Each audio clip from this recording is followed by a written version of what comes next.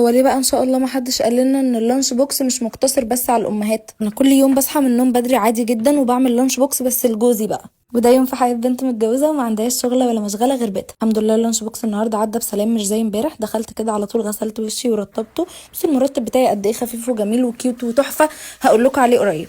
وبعدين دخلت قلت بما اني في الاوضه، يعني ما دخلتش ولا حاجه، يعني بما اني لسه جوه الاوضه ارتب بقى السرير. رتبت السرير وبعدين دخلت احط زفت غسيل. شويه الاسكان بيبقى فيها اوضه كده صغننه، الاوضه دي او فراندا مش عارفه اسمها ايه بالظبط، بس احنا يعني حاطين فيها الغساله ومقفلينها كويس قوي عشان تبقى امنه على الغساله يعني. بعد كده بقى بدات ان انا المع كل حاجه في الصاله وارجعها مكانها وارتبها الحمد لله. وشلت الكفر بتاع الركن ده وحطيت واحده جديده علشان القديمه كانت خلاص اتوسخت وهتتغسل. وانا بروق كده حابه اقول لكم ان انا بحب البط قوي، البط اللي هو اللعب.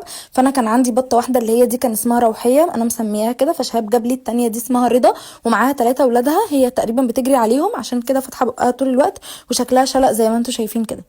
المهم ان انا خلاص رتبت المطبخ الحمد لله، وكمان حطيت المواعين في غسالة الاطباق وبخرت بالبخور العجيب الملعون اللي شهاب جايبهولي، بجد بخور غريب جدا وريحته وحشه جدا.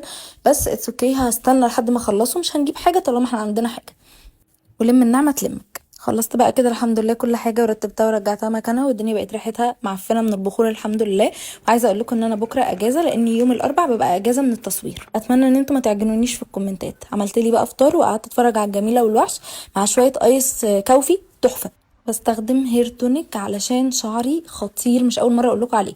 صليت بقى الظهر الحمد لله، كان كل ده قبل الظهر، انا صاحيه بدري. بفضل بقى بالاسدال لانه خلاص بقى ظهر عصر مغرب عشاء على طول، مفيش حاجه تاني.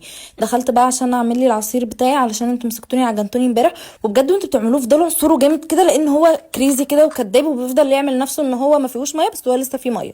وللغدا عملت فاهيتا، عملتها في سندوتشات سوري، والاكل كان حلو قوي. وباي.